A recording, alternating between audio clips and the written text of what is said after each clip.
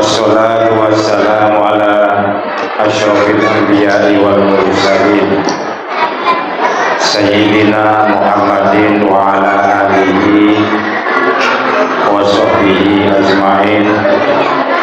Qalu subhanaka la ilma lana illa ma 'allamtana innaka antal alimul hakim. Qala rabbi shrah li sadri wa yassir li amri wahlul 'uqdatam min lisani yafqahu qawli.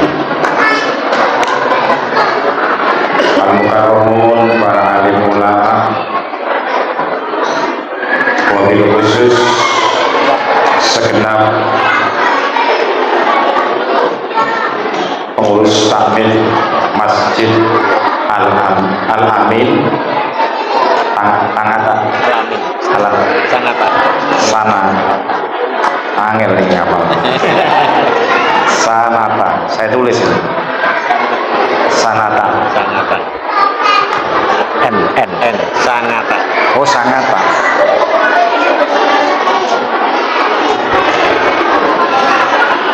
Maklum lah Pak, baru datang langsung ini tadi. Masjid Al-Amin Sangatta. Alhamdulillah. Yang saya hormati kaum para ibu-ibu wali santri yang berbahagia. Alhamdulillah wa syukurillah atas rahmat Allah subhanahu wa ta'ala pada malam yang sangat berbahagia ini kita bisa berkumpul dalam keadaan sehat walafiat. Sholawat serta sayang semoga berlimpahkan kepada junjungan kita Nabi besar Muhammad Sallallahu Alaihi Wasallam. Kalau tadi pengurus takmir baca pantun, saya juga bikin pantun barusan. Iya, cakep. Ini nggak tahu masuk apa enggak. Jalan-jalan di Sangatta, cuacanya panas sekali. Mana ini ya? Cakepnya. Jalan-jalan di Sangatta. Cakep. Cuacanya panas sekali. Cakep. Ayo kita bertakwa. Semoga Tuhan memberkahi. Ngarangnya juga barusan Pak, tak cocok ya bro. Nomor 2 Pak Syafi'i ini bikinan Pak Syafi'i yang nomor 2. Makan malam dengan coto Makassar. Ya. Barusan makan ini saya. Rasanya enak gurih sekali. Ayo kita didik anak-anak dengan ilmu dasar. Semoga mereka memberkati. Amin. Bapak Ibu yang berbahagia, tidak usah lama-lama karena memang saya ini baru datang. Apa yang sudah saya hafalkan tadi lupa semuanya. Karena ini tadi menjelang maghrib datang, tidur sebentar terus diajak ke sini. Dan ternyata besok ini ada 3 acaranya juga. Saya ketika melihat anak-anak madrasah diniyah tadi itu yang di sini, saya ingat ayat Al-Quran yang berbunyi walladzina amanu wattaba'atuhum dzurriyyatuhum biimanin alhaqna bihim dzurriyyatahum. Dalam kitab tafsir Tabari itu diceritakan tafsirnya ayat ini barusan tadi. Ada orang itu masuk surga. Masuk surga sendiri dia ini. Lantas orang ini bertanya, "Ya Allah, saya ini kok sendiri?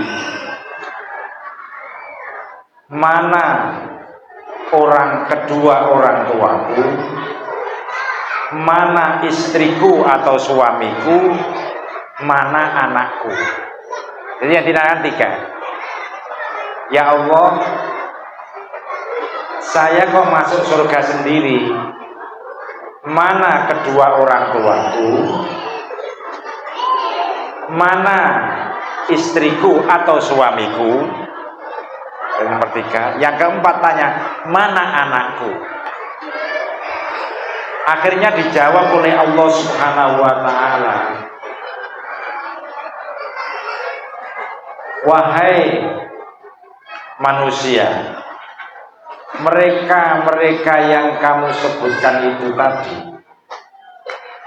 lam yablughu darajatuka, mereka itu enggak sampai derajatnya seperti kamu, sehingga mereka itu enggak bisa masuk surga seperti kamu. Di tafsirnya begitu itu. Jadi mereka, istrimu, kedua orang tuamu, anakmu, ini tidak bisa nyampe seperti kamu derajatnya sehingga masuk surga seperti ini. Li'annahum lam yablughu darajataka, mereka tidak sampai derajatnya bisa masuk itu. Akhirnya orang tadi protes kepada Allah, ya Allah, qad amiltu li walahum, saya ini beramal dulu di dunia ini karena diriku dan karena mereka. Saya beramal karena anak-anakku, saya beramal karena istri atau suamiku, saya beramal karena kedua orang tua. Maka setelah Allah Subhanahu wa ta'ala ini menerima sebuah protes semacam ini, orang ini langsung diberikan pertolongan oleh Allah.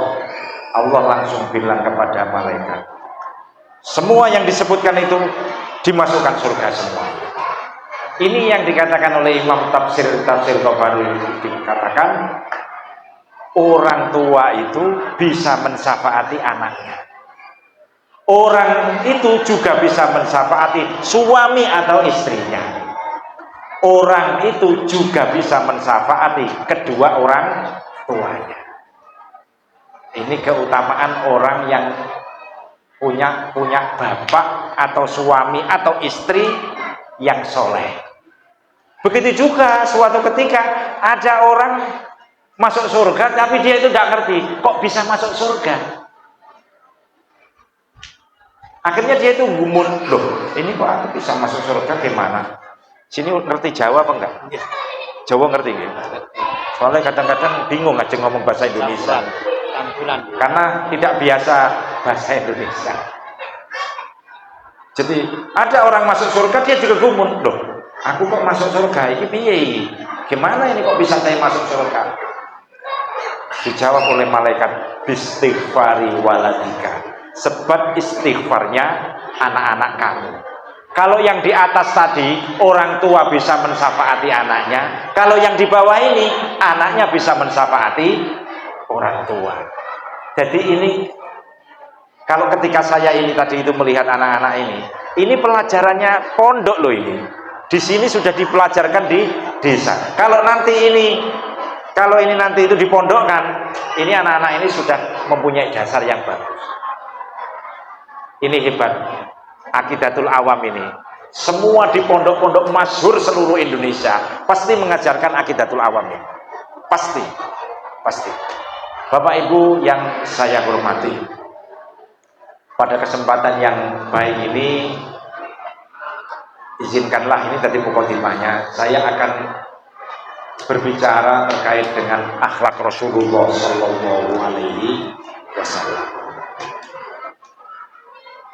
Ada orang mengatakan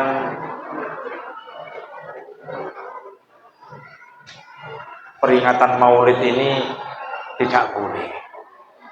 Bapak Ibu ngeten ya.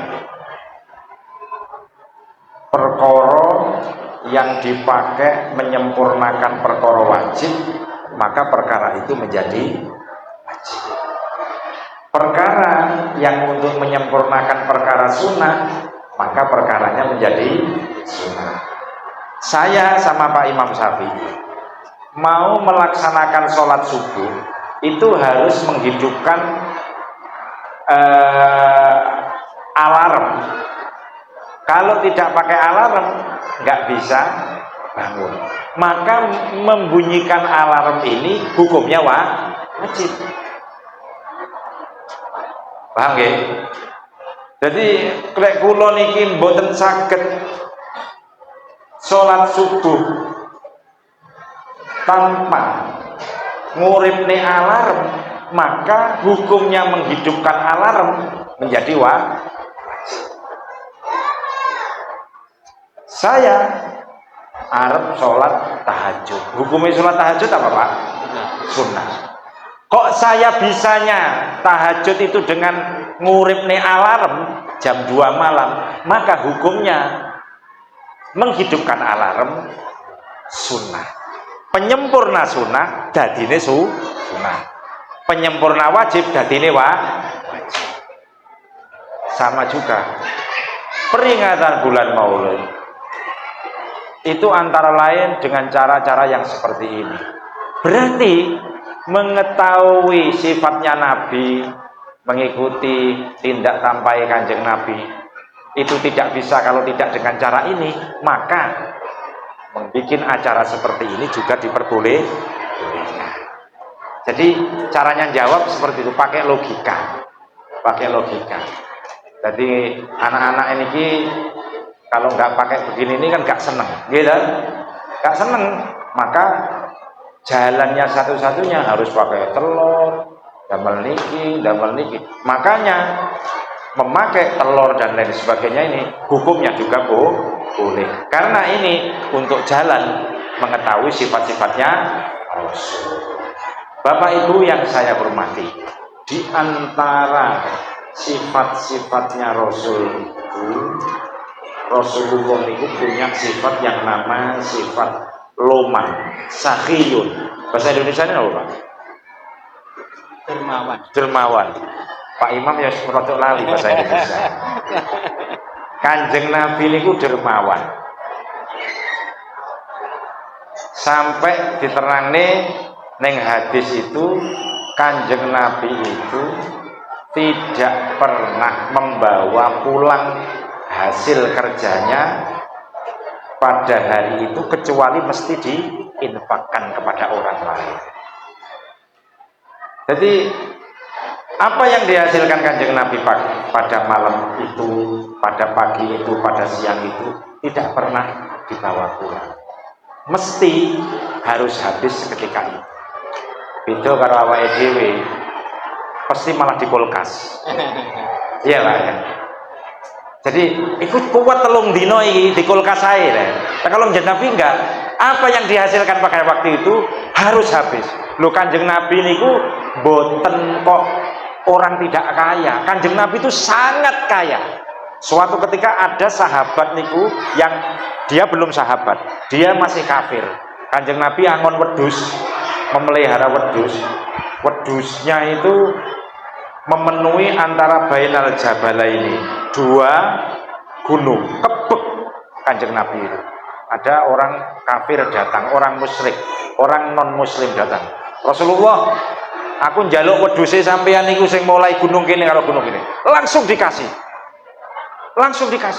Akhirnya saking girangnya langsung pergi ke umatnya yang non muslim tadi itu, memberitahu bahwa saya dikasih Muhammad kambing yang kambingnya itu memenuhi antarane gunung luru.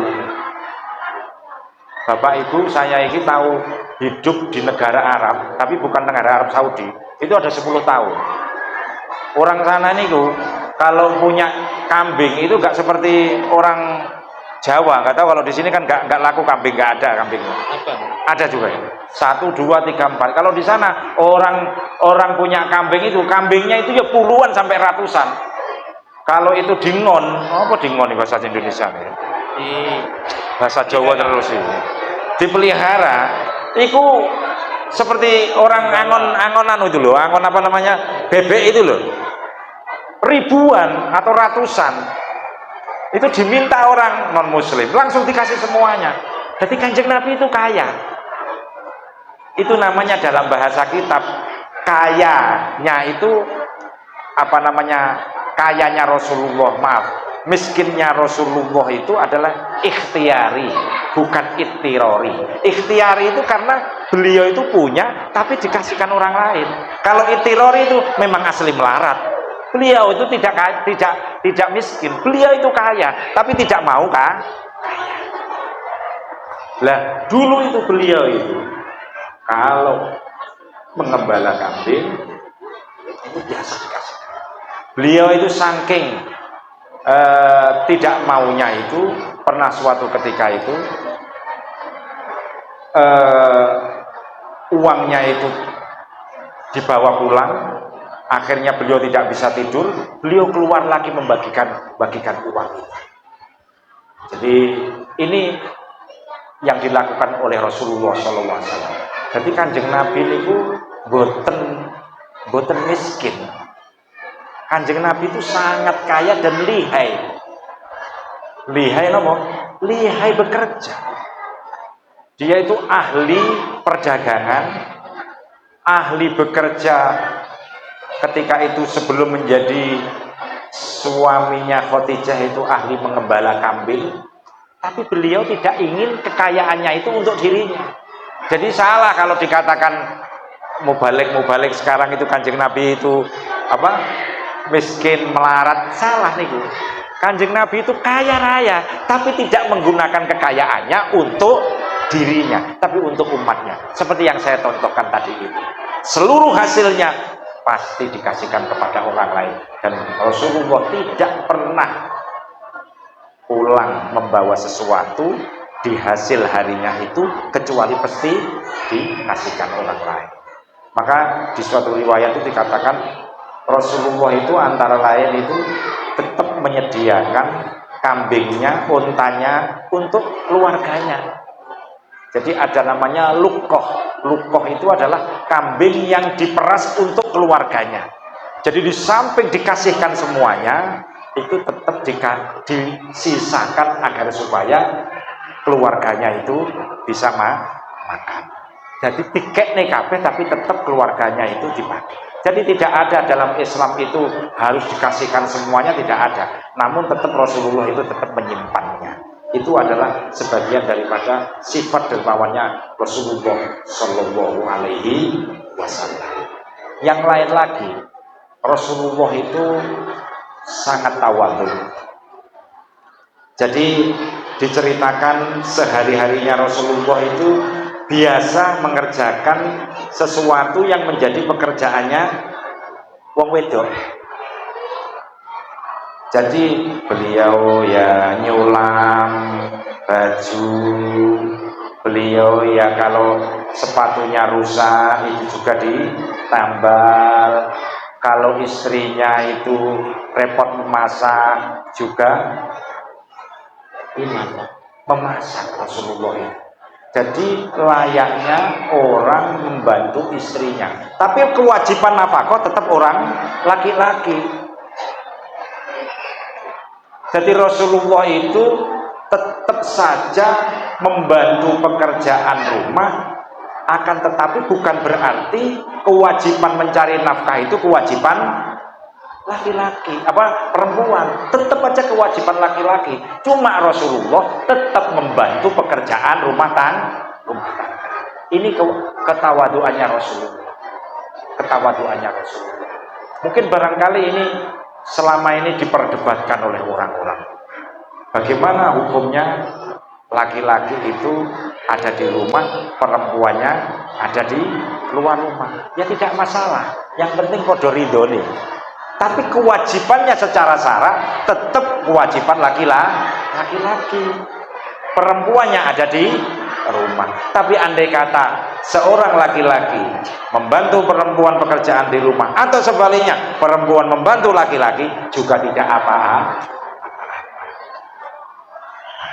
Bapak Ibu yang saya hormati, kesederhanaan inilah yang kemudian memunculkan semacam simpati masyarakat di Makassar, sehingga Rasulullah itu dijuluki Al-Amin. Karena apa? Saking amanatnya terhadap pekerjaan-pekerjaan tersebut. Maka dari itu ketika Rasulullah itu berdakwah, niku boten kebanyakan mengajak sesuatu dengan ucapan-ucapan, tapi lebih banyak kepada perbuatan-perbuatan. Sehingga ketika tadi itu orang dikasih kambing sampai banyak tadi itu, banyak masyarakat yang non muslim masuk, banyak masyarakat non muslim masuk Islam, bukan karena Rasulullah berdakwah dengan ucapan, tapi berdakwah dengan haliyah, nyontoni. Berbeda dengan sekarang, banyak orang berbicara tapi banyak orang yang melanggar.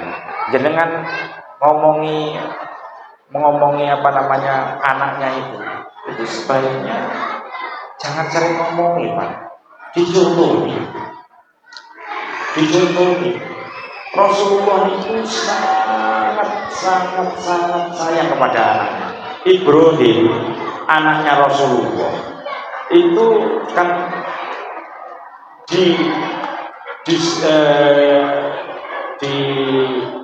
diasuh oleh perempuan namanya Suwaibah kalau nggak keliru. Itu ketika Rasulullah itu ke tempat Suwaibah, kemudian istrinya Suwaibah ini adalah seorang yang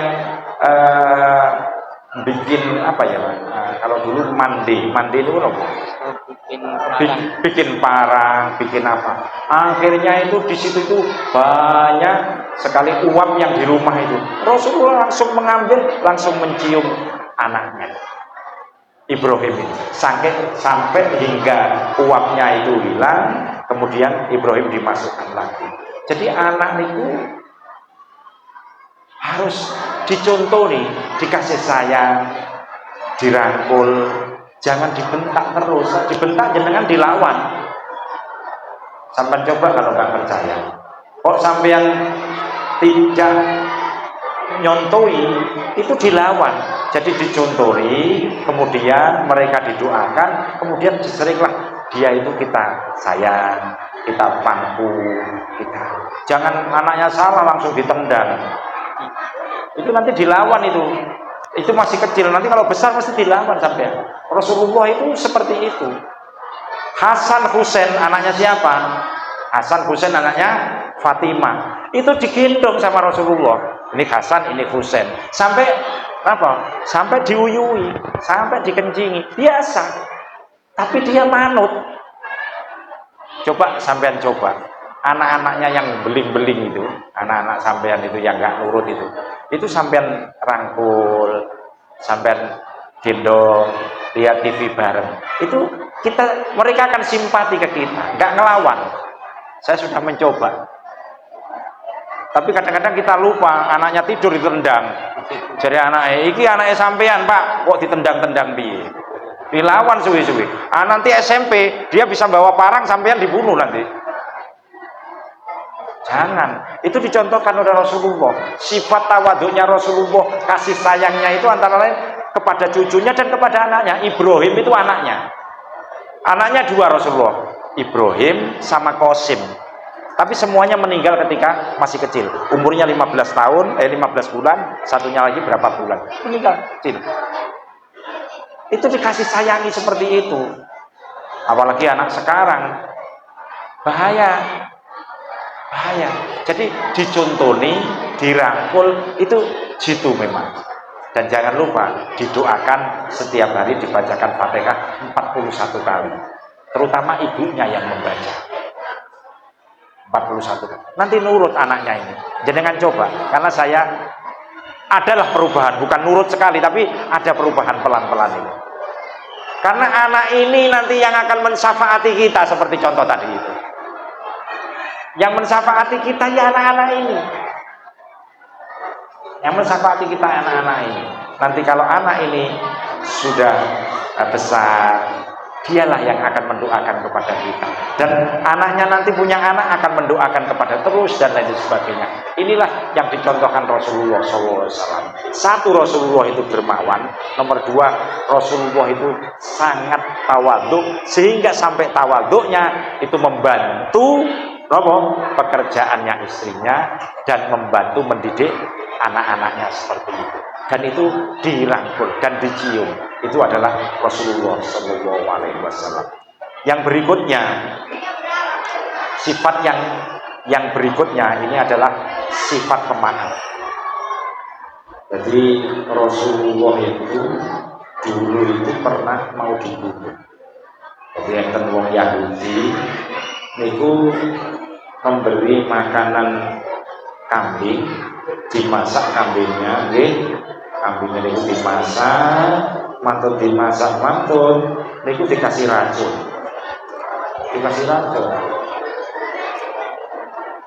habisnya masuk, dikasih racun, terus dihidangkan kepada Rasulullah yang ini.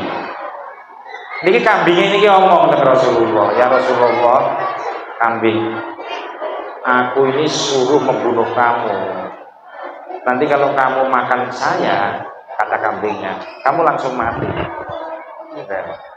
Jadi bisa diomong-omongin sing jenenge kambing ini. Akhirnya Rasulullah tahu, oke, kalau begitu saya tidak makan kamu. Akhirnya Rasulullah ngomong kepada siapa? Sahabatnya, kambing ini maru ngomong aku, jadi gule, jadi coto Makassar. Hah? Sudah jadi contoh Makassar, ya. Ini kambingnya ngomong, ini nanti aku mau membunuh kamu. Akhirnya kambing ini mau ngomong, akhirnya gak jadi. Rasulullah ngomong sahabatnya, kambing ini disuguhnya harus dimateni aku. Akhirnya para sahabatnya itu langsung ngomong kepada Rasulullah, Rasulullah, kalau begitu orang yang bikin kambing ini, yang bikin contoh Makassar ini, kita cari orangnya, kita bunuh. Langsung gitu. Jadi Rasulullah,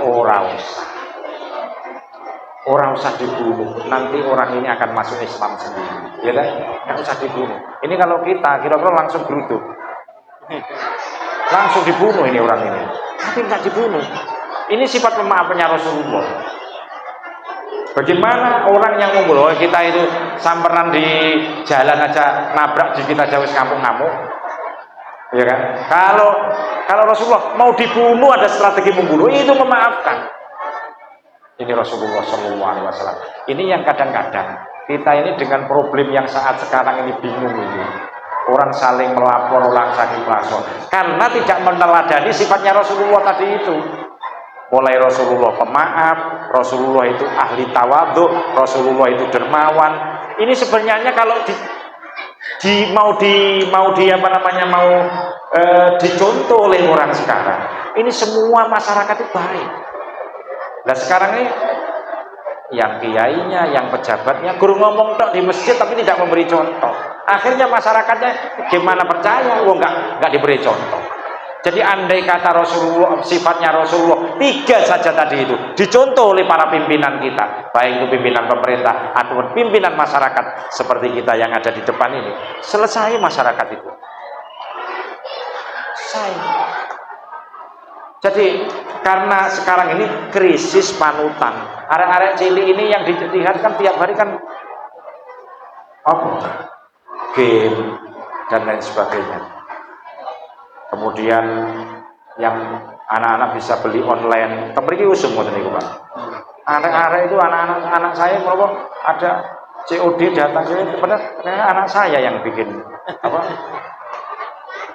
Padahal wis didongani sik kaya ngono. Apa menegak didoani? Itu anak kita ini bahaya, Pak, kalau nggak apa. Sekarang ini dia itu kayak neng jero kamar tapi dia bisa memutar-mutar seluruh dunia. Dia asalnya menjadi orang baik, ternyata dia bisa melihat dunia cukup dengan jarinya. Ini bahayanya lebih daripada bahayanya mereka-mereka yang di jalan-jalan itu. Bisa melihat apa saja yang baik ataupun yang jelek liwat jemarinya. Tapi dia wujudnya di dalam kamar. Masuk gak sadar itu benar. Seperti saya ini kesini tadi baru datang. Anak saya ini hari Napa nih? Hari Sabtu malam Minggu. Ini waktunya dia melihat HP sampai besok malam. Biasanya saya awasi, opo ae didelok. Ojo-ojo melihat film-film yang bukan seumurnya, kan bahaya. Film perang, film karate, film apa dan lain kan bahaya. Itu saya awasi. Lihat saya kan sekarang di sini, bagaimana saya bisa ngawasi? Hati-hati Pak, anaknya jenengan Pak. Dia ada di dalam kamar tapi dia bisa ke New York. Dia ada di dalam kamar, dia bisa ke Belanda. Dia ada bisa seperti dianya itu bisa lihat di gedung film. Padahal dia ada di depan kita. Makanya wong tuwek saiki ya kudu melek teknologi. Ben gak dihapusi anake. Lek gak ngono dihapusi anake kita ini. Wah, anak saya dikit kok. Loh, tahu-tahu dia datang loh apa? Bayar COD, bayar COD. Makanya anak saya khusus malam Minggu dan Minggu siang sama Minggu malam itu waktunya. Biasanya saya awasi. Lah sekarang saya ke sini, saya gimana ngawasi? Jenengan harus tahu ini. Biar anak-anak kita itu nanti masuk surga bersama kita. Cukup. Jadi ditelateni Pak, ditelateni tiap hari. Doa itu kita jangan pernah bosan. Doa itu ada 4 kemungkinan. Enek doa yang langsung mustajab sesuai permintaannya dan waktunya. Doa itu ada 4 kemungkinan. Doa langsung mustajab karena Allah itu kan bilang ud'uni astajib lakum. Siapa yang berdoa mesti diijabahi, mesti mustajab. Cuman mustajabnya itu ada 4 alternatif. Siji, ada yang cespleng, yang diminta HP, mintanya besok subuh, besok datang HP dan datangnya ada waktu subuh dan HP. Ya Allah, saya minta Nokia. Apa enak Nokia saya? Saya minta aja HP saya itu apa ini? Samsung A53. Saya minta ya Allah besok Samsung jam 5 pagi. Samsung dan jam 5 pagi datang. Ada yang model begitu doanya para wali. Ada doa itu minta Samsung, mintanya jam 5, tapi tekone besok jam 5 sore.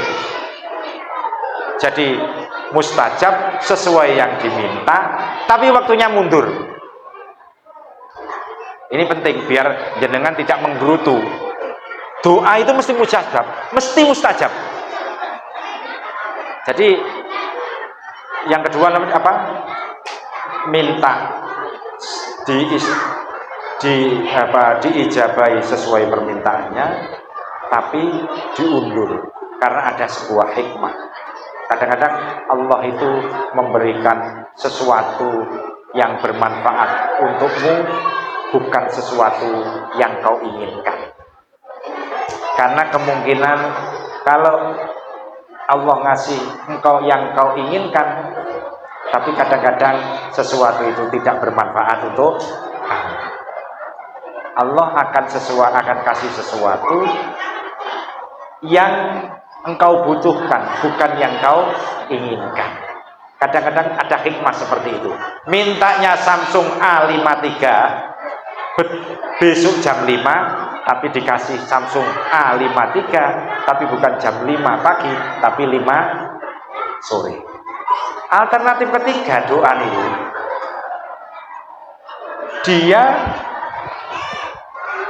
dikasih sesuatu selain sesuatu yang dia minta.